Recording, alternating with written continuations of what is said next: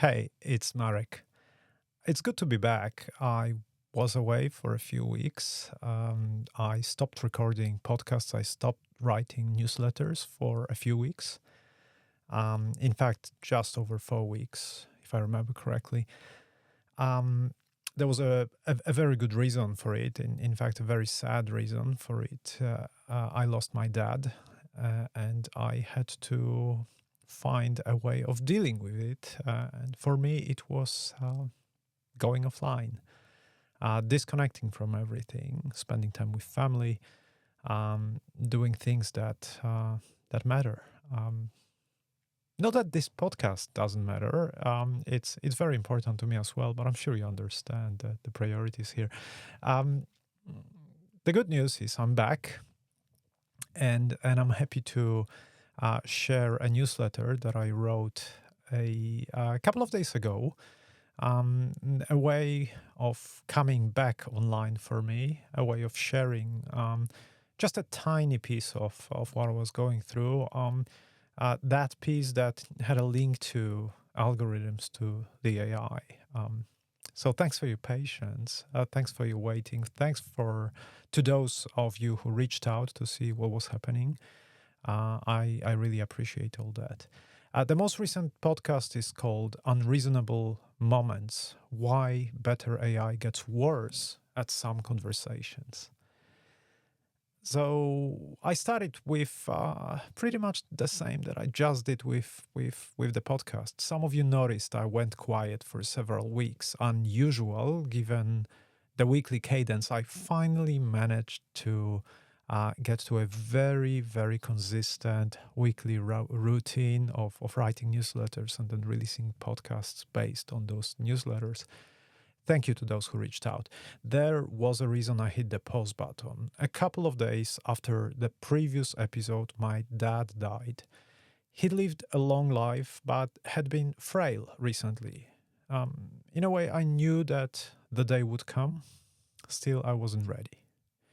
Some of you might have read about my dad. I did write a newsletter post about 3.5 years ago. The post was called Intrusion Detected, in which I shared a story of my dad, how a neighbor saved him from deportation to Siberia. My dad was probably about 2 years old, if not younger, around that time.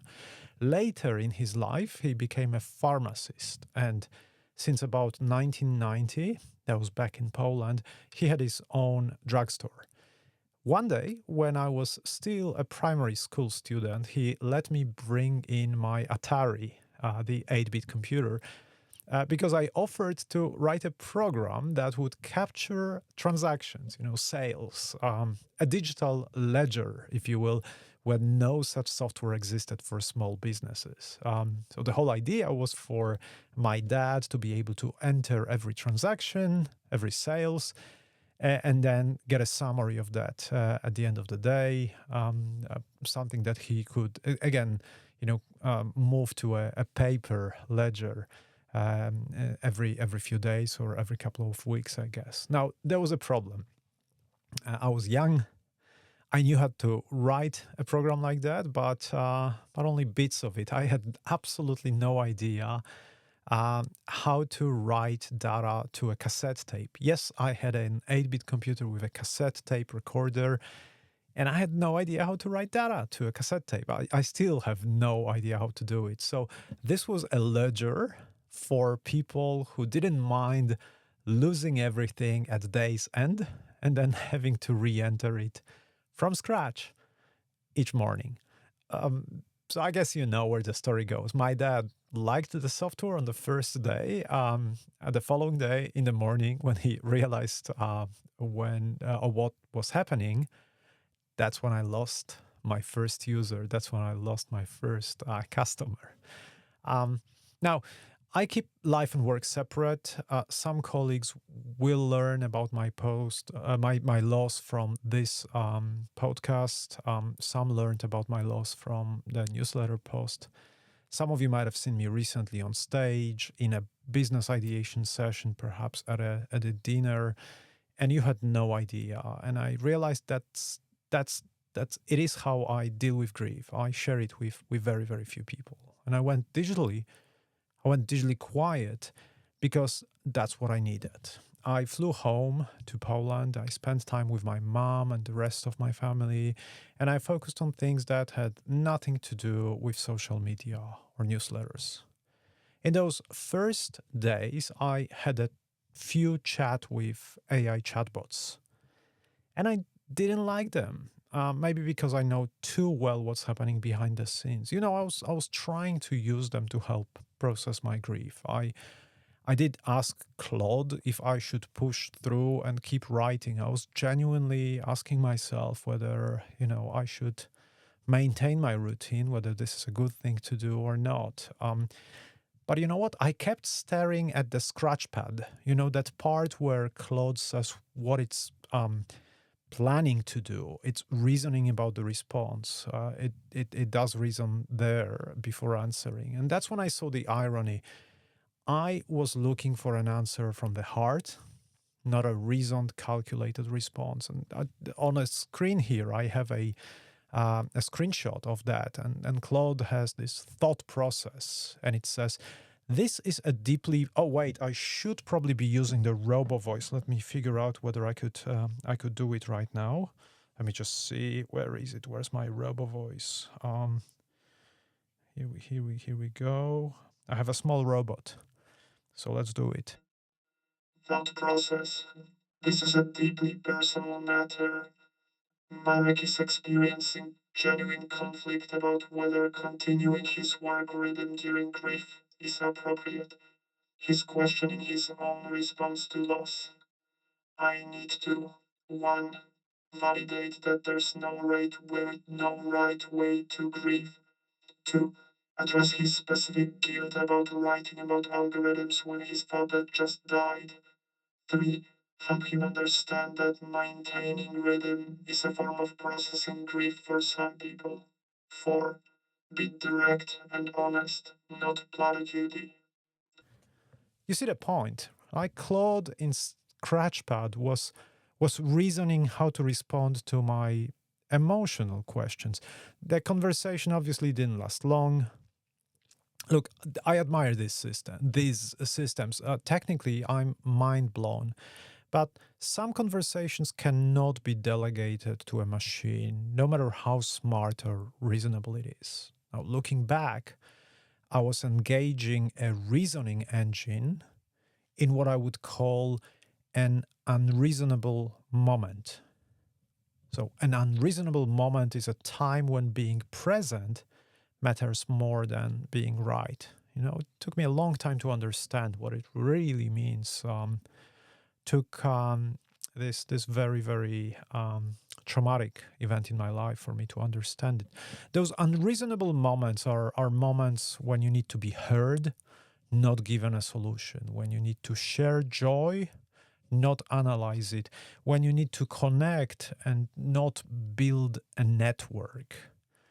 These are moments where the experience matters more than the outcome.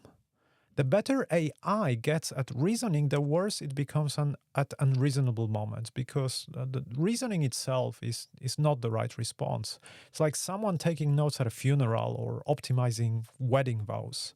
Technically fine, but it's also completely missing the point. And I thought about Eliza. It was an ancient chatbot from the 60s, way before I was born, that just mirrored your words back. And back in, I think, 90s, sort of mid-90s, I had one running on my BBS, a bulletin board system, around that time. And the bot, Eliza, would chat with users when I, the sysop, a system operator, was not available. No reasoning, no solutions, no intelligence at all. Eliza would kind of flip whatever you said into a question. It would say, I'm sad. Why are you sad? You would say something, and then it would flip it into a question again. And people loved it. Maybe because it did exactly one thing. It witnessed. It witnessed without trying to fix anything. Now, modern Gen AI tries to help. It helps through reasoning. It reasons through unreasonable moments, but sometimes the best reasoning is no reasoning. And look, I'm not trying to warn you away from Gen AI. You know me already. I don't try to suggest that this system should be banned from sensitive situations. Not at all. Some people genuinely prefer talking to a machine. No judgment, no pity face, no awkwardness.